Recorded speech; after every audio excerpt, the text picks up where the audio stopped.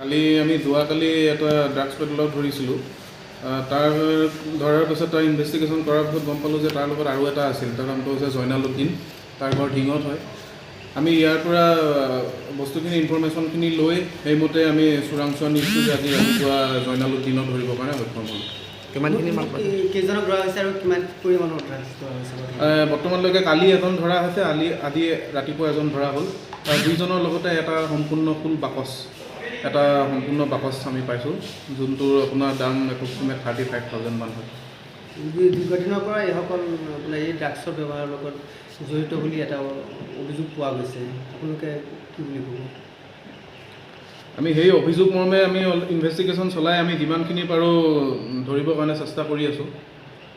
আৰু যিমানখিনি পৰা যায় ইনভেষ্টিগেশ্যন, আৰু যদি কোনোবা লগত জড়িত থকা মানুহ ওলায় এওঁলোকৰ ইনভেষ্টিগেশ্যনত, আমি তেওঁলোককো ধৰিবৰ কাৰণে চেষ্টা কৰিম।